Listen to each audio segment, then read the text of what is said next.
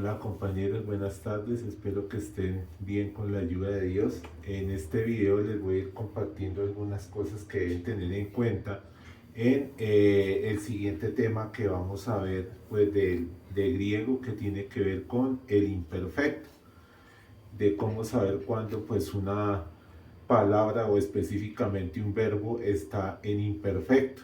Entonces, una primera cosa o característica que debemos de tener es pues como que debemos tener en cuenta es cómo está conformada la palabra o el verbo en griego.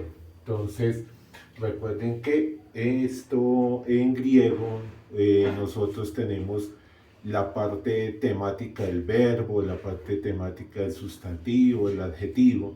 En este caso, pues una de esas partes que se deben tener en cuenta es la parte temática o qué es lo que nos queda del verbo que se va a mantener constante en todas las personas en la medida que se va conjugando. ¿Sí? Por ejemplo, acá se toma como de referencia el verbo lío, que sería el verbo desatar en griego, y pues para saber cuál es la parte temática le quitamos la omega y lo que nos queda, que en este caso sería la lambda con la y, pues vendría a ser la parte temática de ese verbo.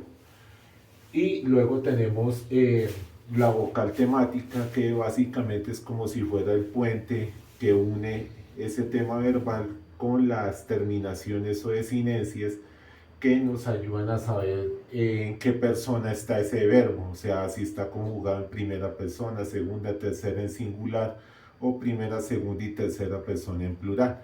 En ese caso, la vocal temática siempre es o una omicron o una epsilon, ¿sí? Son las que se utilizan como vocal temática.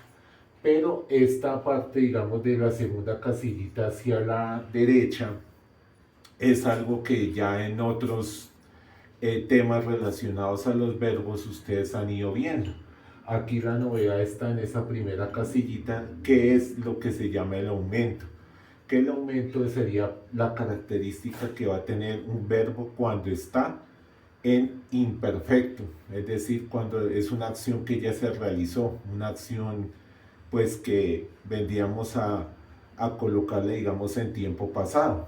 Entonces, esa epsilon con espíritu suave y acento va a ser la característica principal de cómo sabemos cuándo un verbo está en imperfecto. Entonces, eso sería una de las cosas que debemos tener presentes. Lo otro es esto que les comparto aquí abajito, porque ese aumento, esa epsilon, digamos, va a estar como un prefijo cuando la palabra comienza con consonante, ¿sí? Por ejemplo, lío comienza con la lambda, que es una consonante, entonces antes de esa consonante se le debe agregar el aumento, que sería la epsilon. Pero, ¿qué pasa si la palabra no comienza con consonante, sino con vocal o con un diptongo, que pues son dos vocales que van juntas?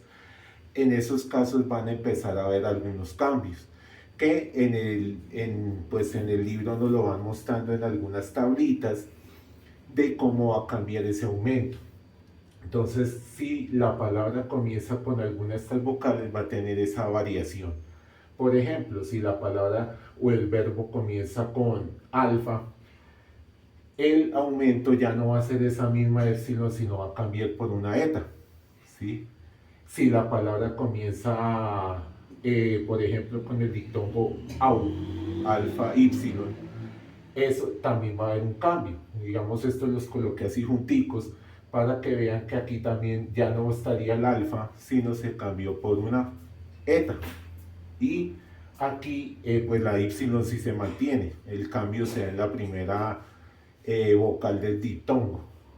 Si la palabra que vamos, el verbo que vamos a conjugar comienza con epsilon, entonces esa epsilon va a cambiar por una eta.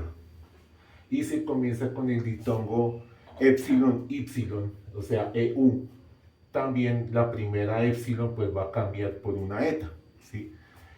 Ya de ahí para abajo pues sí son, digamos, una sola pareja. Entonces, cuando el verbo comienza con omicron, el aumento será con omega.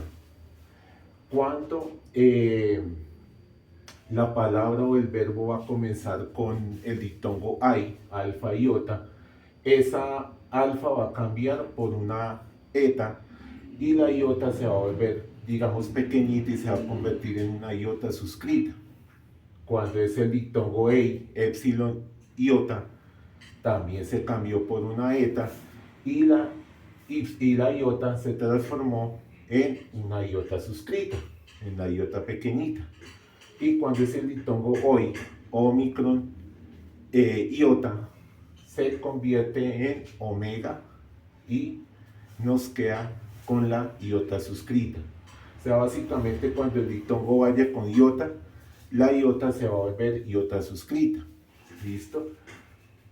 Otra cosita que debemos de tener en cuenta es que, por ejemplo, acá el verbo que tenemos de referencia, el aumento se coloca como un prefijo, o sea, va a ir al comienzo de la palabra, luego la parte temática y lo demás, la vocal y la desinencia.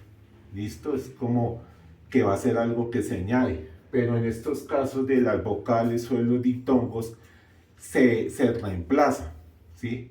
O sea, no es que si la palabra comienza con alfa, entonces tenemos que colocar la eta antes del alfa, sino que esa alfa se cambia por una eta, ¿sí? O si el verbo comienza con el diptongo ei, por ejemplo, no es que se le agrega la eta con iota suscrita, luego viene el ei y lo que sigue el verbo, sino que ese ei que está al principio del verbo, tal cual como aparece en el diccionario, ese ei se modifica por esto, por la eta con la iota suscrita, ¿sí? Entonces, en el próximo video les voy a mostrar tanto las desinencias que vamos a tener en cuenta para el tema del imperfecto, como pues el ejemplo para que tengamos nosotros de referencia, lo tengamos de guía en ese caso en específico. ¿Listo? Gracias.